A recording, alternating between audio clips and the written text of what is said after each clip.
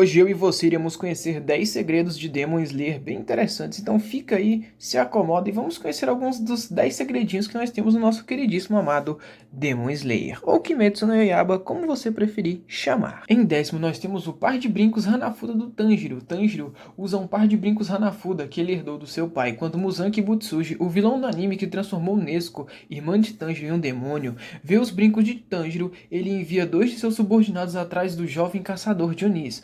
De acordo com Muzan, ele teve um encontro passado com um caçador que usava brincos semelhantes. O curioso é que esse caçador também tinha cabelos ruivos, semelhantes ao de Tanjiro. Mais tarde, quando Tanjiro está lutando com 5 da lua inferior dos 12 Kizuki, ele se lembra quando seu pai disse que sua técnica de Kagura e os brincos de Hanafuda passassem para Tanjiro, enfatizando ainda mais a importância misteriosa dos brincos Hanafuda. E aí, você sabia disso? Na verdade, dá pra saber disso, que isso acontece bem no começo do anime, né? Que ele fica meio com medo, o Muzan fica muito com medo por causa dos brincos do Tanjiro, né? Meio que achando que ele sou como se fosse alguma encarnação do maluco lá, que agora eu esqueci o nome dele, que desceu um cacete no Muzan, né? Em nono, nós temos o olfato do Sr. Urokodaki. Uma das principais características de Tanjiro, além de sua gentileza e empatia, é o seu órgão aguçado. Antes dele conseguir apenas entender as intenções do outro pelo cheiro, e uma vez que ele ficou mais forte, pôde usar seu olfato para determinar até mesmo quando humanos ou um Oni matou. No entanto, Tanjiro não é a única pessoa a ter o olfato tão apurado. Seu mestre, o Sr. Sakonji Urokodaki, também possui essa habilidade. Quando Urokodaki encontra Tanjiro e Nezuko pela primeira vez em uma batalha contra o demônio do templo, ele afirma que Tanjiro tem o cheiro da bondade e determina que o garoto é gentil demais e não consegue tomar decisões quando é necessário. E você também sabia dessa, que não é apenas o Tanjiro que tem o super olfato, também temos o Urokodaki, que também é brabíssimo, né? Que até tem um motivo bem legal, porque ele usa máscara. Em oitavo, temos a máscara de proteção de Tanjiro. Depois que os alunos do Sagonji Urokodaki concluem o treinamento, ele esculpe uma máscara de proteção de raposa para ser usada durante a seleção final. Essas máscaras contêm um feitiço de proteção. Cada máscara tem um design diferente e é exclusivo para o usuário. A máscara do Sabito tinha uma cicatriz no mesmo local da cicatriz da sua bochecha, enquanto a máscara do Makomo tinha flores que refletiam as flores do seu kimono. A máscara de Tanjiro tem um símbolo vermelho em forma de sol sobre sua cicatriz.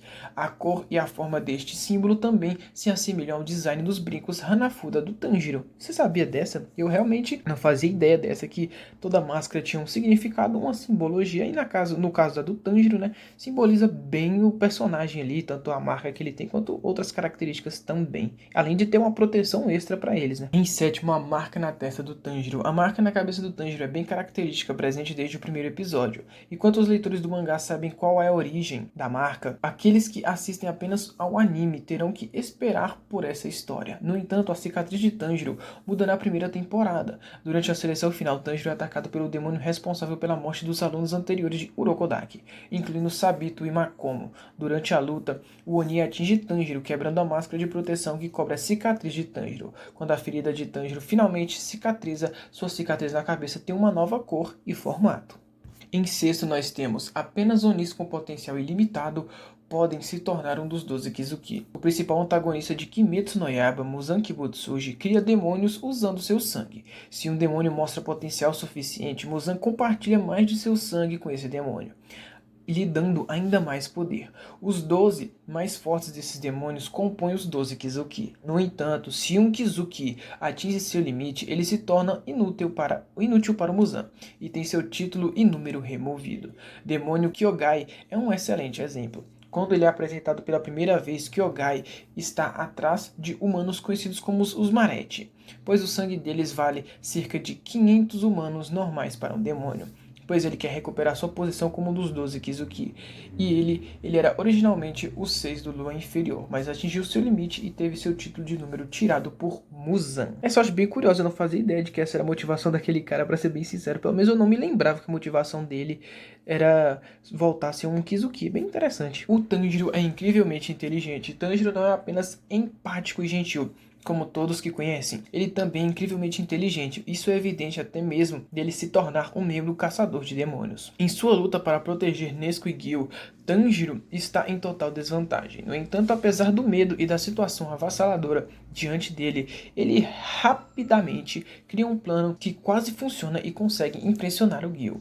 Depois de Tanjiro com Urokodaki, passa para sua seleção final e se torna um caçador. Sua inteligência continua a evoluir junto com suas habilidades. Seu raciocínio rápido e a capacidade de planejar não apenas impressionam os colegas de Tanjiro, mas também o ajudam a sobreviver a numerosas batalhas e derrotar vários demônios. Em quarto, nós temos Não Chame Muzan de pálido ou morto. Muzan é o antagonista ideal. Ele é forte, perigoso e eliminará qualquer um que atrapalhe. Ele criou a maioria dos Onis, devoradores de homens em Kimetsu no Yaiba, e até afirma que é um ser vivo próximo da perfeição. No entanto, Muzan não pode tolerar ser chamado de pálido ou morto. Após seu encontro inicial com Tanjiro, Muzan se preparando para enviar seus subordinados até ele. Quando ele esbarra em 3 humanos bêbados, Muzan ia deixá-lo em paz e até se desculpar, apesar da grosseria do grupo. Então um dos bêbados comenta sobre a pele pálida de Muzan e como ele parece pronto para cair morto. De repente o comportamento de Muzan muda, seus olhos exalam sua irritação e raiva e ele mata o grupo sem remorso ou hesitação.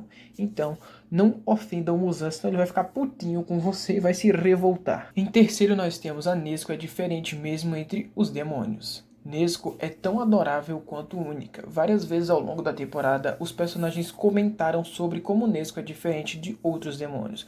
Por outro lado, ela não precisa de sangue humano para sobreviver. Em vez disso, ela restaura sua força através do sono. Ela também mostra poder incrível e adaptável em suas lutas. Outros demônios, incluindo Tamayo, Yashiro e os 5 inferiores, comentaram sobre a aura e habilidades únicas da Nezuko. Tanjiro pergunta ao Sr. Urokodaki se sua singularidade pode ser uma habilidade unida característica dos Onis, mas o Sr. Urokodaki não acredita que seja o caso. Agora que Nezuko aprendeu técnicas explosivas, espera-se que seus poderes e fofura únicos continuem a crescer. É bem interessante como ela funciona, né? Ela é bem mais forte que a maioria e não precisa ficar bebendo sangue para ficar mais forte. Gil e Sabito têm roupas parecidas. As roupas destacam os personagens importantes, facilitando a distinção entre os protagonistas e os personagens de fundo. Considerado como o protagonista de Kimetsu no Yaiba, tem roupas únicas em relação aos seus uniformes de caçadores. Porém, Sabito e Gil têm roupas estampadas semelhantes que são únicas.